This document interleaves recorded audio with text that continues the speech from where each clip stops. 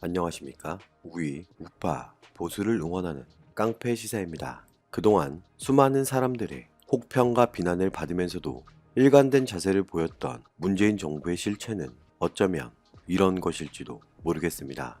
일본과의 무역전쟁, 지소미아 협정 파기라는 강경한 입장을 드러내면서도 북한에게는 유독 유화적인 입장을 드러내고 있는 문재인 정부인데요. 북한 언론에서 바보, 똥, 개, 삶은 소대가리라는 차마 듣지 말아야 할 말을 들으면서도 여전히 북한과의 관계에 있어 진전이 있다고 주장하고 있지만 이것은 진실일까요?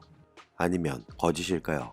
인천광역시 강화군 서도면 말돌이 산 97이라는 주소로 등록되어 있고 북한군이 최근 주둔하고 있으며 대한민국 서해 5도에 채 근접해 있는 한박도가 군사 요새화가 돼가고 있다는 사실이 알려지면서 논란이 시작됐고 등기부 등본에는 대한민국 산림청이 이 섬을 소유한다고 명시되어 있으며 대한민국 국토해양부는 이 땅의 공시 지가까지 발표했기에 논란이 가중되고 있는데요. 정경두 국방부 장관은 이 사실이 알려지면서 각종 언론의 집중을 받았지만 문제가 없다고 주장했고 2019년 9월 국회 예산결산특별위원회 전체 회의에 출석하여 이런 입장을 나타냅니다.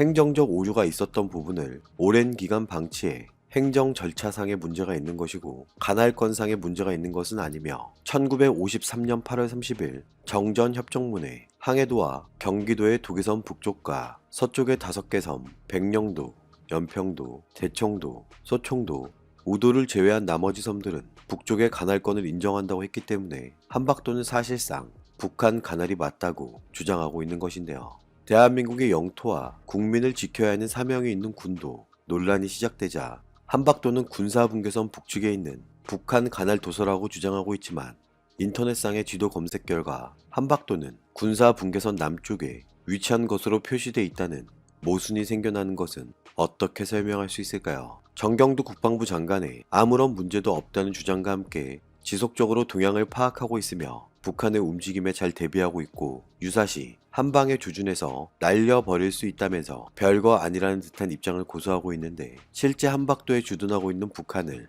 이대로 계속 무시해도 괜찮은 것일까요? 이런 정경도 국방부 장관의 입장과는 극명하게 다른 사람이 나타나 진실은 무엇인지 궁금증이 증폭되고 있습니다. 10월 15일 이승도 해병대 사령관은 우리의 안보를 위협하는 적은 북한이라면서 이런 입장을 나타냅니다. 2017년 5월 4일 북한 선박이 한박도에 접안할 당시 유사시를 대비해 초토화 계획을 세웠다고 밝히면서 한박도 군사시설과 타격 장비가 배치된다면 굉장히 위협적이라는 입장을 드러내는데요. 혹시 북한이 한박도를 중간 거점으로 이용해서 침투할 수도 있고 감시 장비로 우리를 감시할 수 있어서 그런 방어를 철저히 잘하고 있다는 입장을 밝혔습니다. 이승도 해병대 사령관이 발언한 초토화 계획의 구체적인 내용은 알려지지 않았지만 군 관계자의 발언에 따르면 북한이 군사시설이 없던 무인도에 요새를 만들었으니 당연히 해병 2사단 차원에서 그것을 겨냥해 작전을 세운 것이고 이미 갖춘 K9 자주포와 내년에 해병 2사단에 배치할 다연장 로켓, 천무 등으로 경멸하겠다는 취지의 발언이었다지만 현실은 어떨까요? 한박도 군사시설 때문에 우리 군의 화력이 분산되면서 현재 우리가 보유한 화력으로는 이들을 모두 제압하기도 어려운 상황이며 군사 분계선 인근에 위치하고 있는 항해남도 해안가 섬에 배치된 해안포와 방사포, 북한이 최근 공개한 신형 무기들은 유사시 커다란 위협이 될 수 있다고 대다수 군사 전문가들은 경고하고 있습니다. 일부 전문가들은 이승도 해병대 사령관의 발언을 이렇게 평가하고 있습니다. 해병대 사령관이 북한이 한박도에 주둔하는 것과 관련하여 얼마나 큰 위협으로 느끼는지를 보여주는 단적인 예라면서 그동안 문재인 정부의 한박도 발언과는 극명한 차이를 나타내고 있기에 군 수뇌부에 아무런 위험성이 없다는 발언에 의문을 제기하지 않을 수 없다며 지적하고 있는데요. 대한민국의 영토와 국민을 최우선시하고 지켜야 할 의무가 있는 군인이라면 응당 당연한 것이지만 그동안 북한 눈치 보기에 바빴던 문재인 정부와는 대조적인 태도를 보이면서 많은 사람들은 해병대 사령관의 이번 발언은 굉장히 의미 있다고 평가하고 있습니다. 문재인 정부의 대북 정책이 불러온 지금의 이 결과는 정말 문재인 정부가 주장하는 대로 아무런 문제가 없는 것일까요? 하지만 실상을 들여다보면서 여전히 많은 사람들은 의문을 제기하고 있는데요. 얼마 전 평양에서 29년 만에 열린 대한민국과 북한의 축구 시합이 5만 명을 수용할 수 있는 경기장에서 열렸음에도 불구하고 관중도 없고 중계도 없이 끝나면서 지금 이것이야말로 남북 관계의 현주소라는 지적이 계속되고 있습니다. 대화의 중재자, 촉진자를 자처했던 결과가 고작 이런 것이었던가요? 문재인 정부는 그동안 북한과의 경기가 대한민국에서 있을 때마다 극진한 대우를 했음에도 불구하고 북한은 국제체육대회에서조차 노골적으로 한국을 무시하는 듯한 행태를 보이는 것은 다른 나라의 웃음거리가 될 수 있다는 것조차 잊은 것일까요? 대한민국과 북한의 축구 시합을 보고 싶었던 많은 사람들의 바람과는 별개로 각종 포털 사이트 북한 뉴스를 장식한 김정은의 사진을 어렵지 않게 볼 수 있었는데요. 최근 미국 트럼프 정부와의 정상회담이 또다시 아무런 성과 없이 끝나자 북한 김정은이 이상행동을 보이기 시작했습니다. 10월 16일 북한 김정은이 백두산에서 백마를 타고 달리는 모습을 북한의 각종 언론 매체를 통해 공개한 것인데요.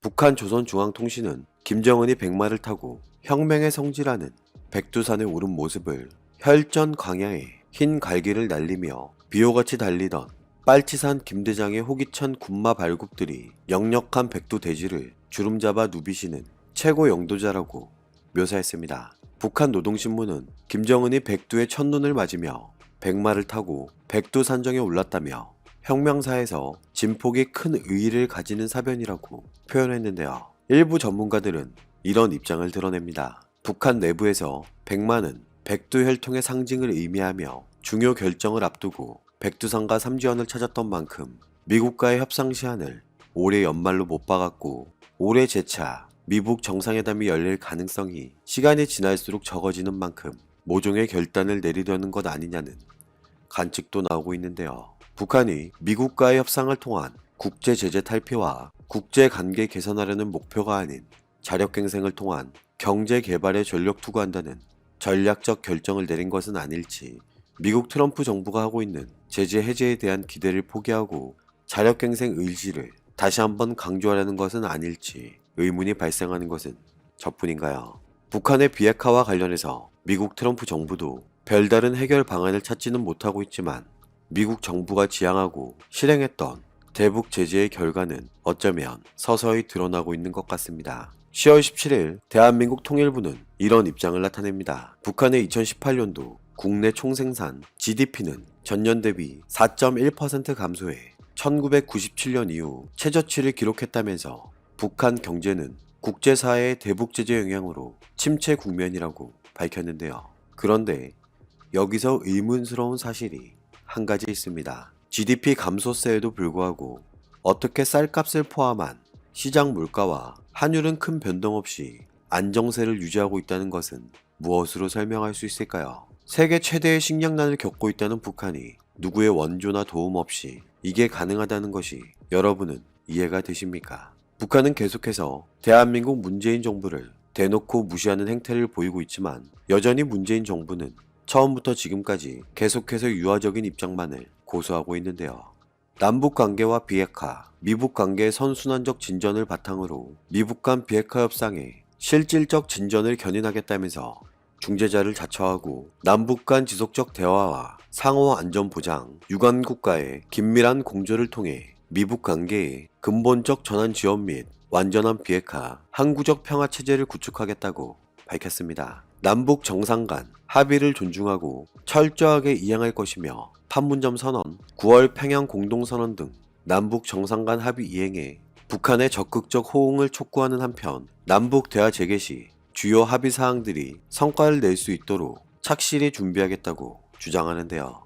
문재인 정부가 지난 3월 남북 장성급 군사회담 제의를 했고 5월과 9월 아프리카 돼지열병 방역 협력을 제의했고 체육교류, 실무협의 회담 개최를 제의했지만 북한은 어떤 답도 하지 않은 채 대한민국을 무시하고 있는 것이 현실입니다. 대한민국 통일부는 현재는 남북 관계가 소강 국면이지만 남북회담 의제별 협상 전략 개발 및 회담 운영 프로세스 정비를 포함하여 남북회담 재개에 대비한 준비는 지속하고 있고 당국 간 철도, 도로, 산림협력 등 분야별 사업 추진에 대해 준비하고 있으며 남북 교류 협력이 질서 있게 활성화될 수 있도록 정부 차원의 노력을 지속할 것이라고 주장했지만 북한은 대한민국의 사소한 제의조차도 무시하고 있기에 얼마만큼의 실효성 있는 대책이 나올지 많은 사람들은 의문을 제기하고 있습니다. 북한 김정은을 향한 문재인 정부의 계속되는 일방적인 호의는 언제까지 계속될지 우리는